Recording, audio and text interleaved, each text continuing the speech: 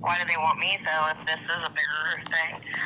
My dad dies. They were pulling my arm in the car while I was driving. He was pulling my arm. I had my kids in my car.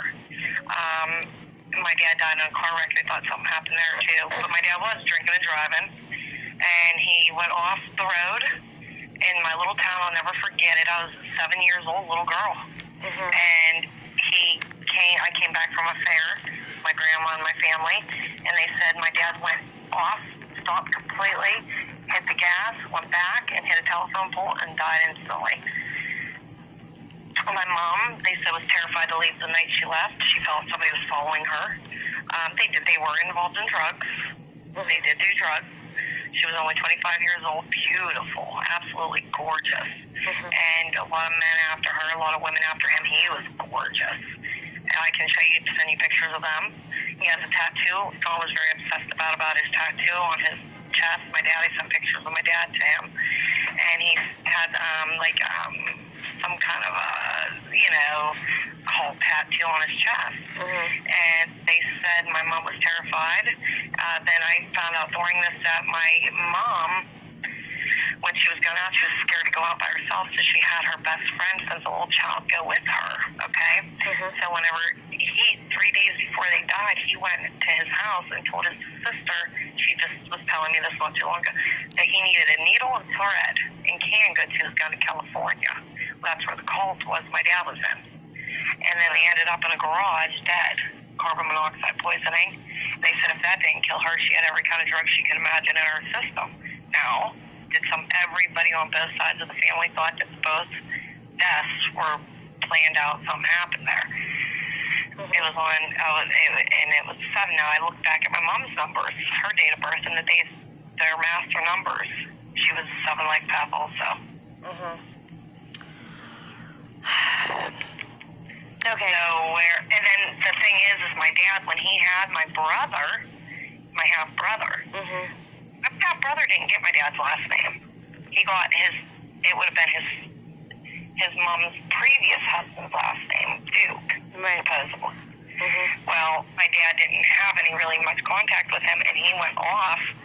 She gave him away to her aunt, or her sister, which would be his aunt in New Jersey.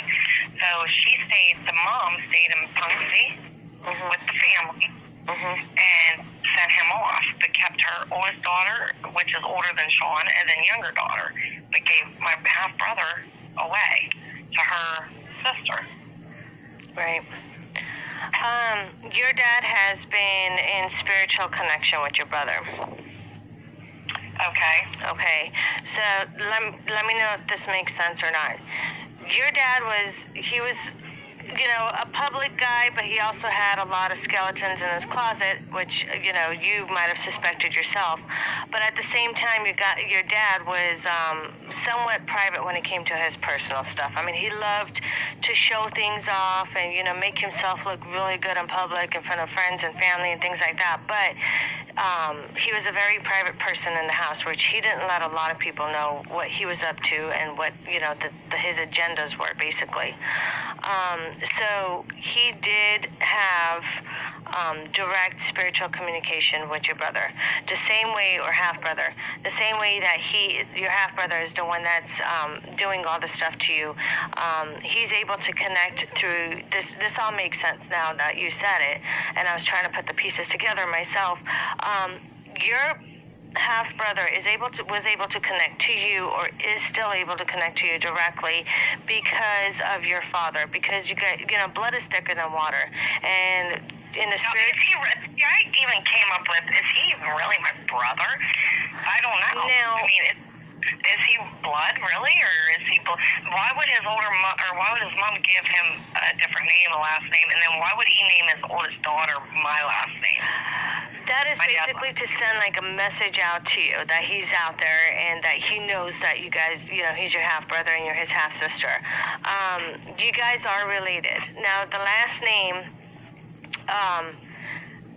the mother most likely, and this is what I'm seeing, because she was kind of standoffish when it came to your family, especially your father. So she did not want Sean to have anything to do with the family at the time. When he was born, she wanted to give him a different last name, so he didn't basically represent the family.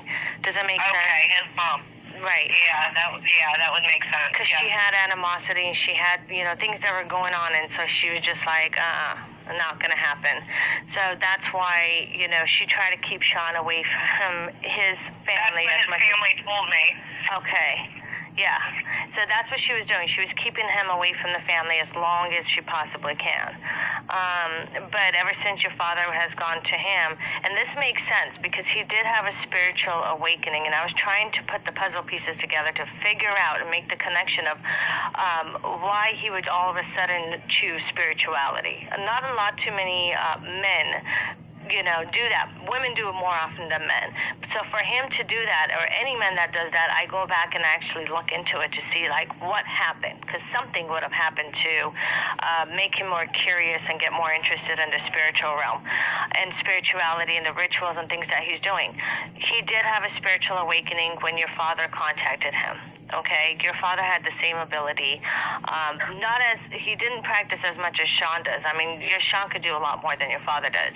But at the same time, your father was able to go into his dreams. Your father was able to, travel with him and take him and show him places and tell him things and, this and that. So it's more, instead of like a physical touch or a physical connection that you feel that Sean makes you feel and, the bruises and everything, the attacks you're getting, your father was more kinder to Sean. He was more like his spirit guide, showing him things and basically wanted him to continue like his legend, continue the rituals and master it, things that he wasn't able to master. So he's basically his spirit guide.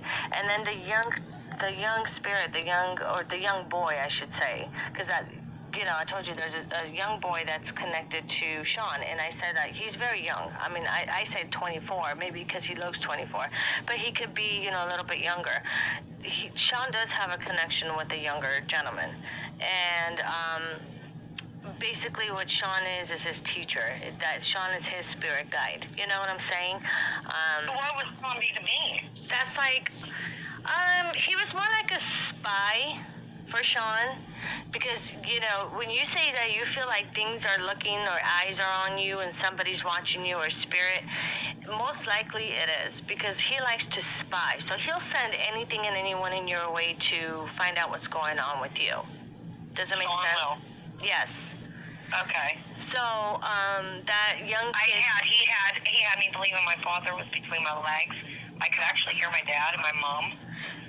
My mom said, "Fight him, Teri," and laughed.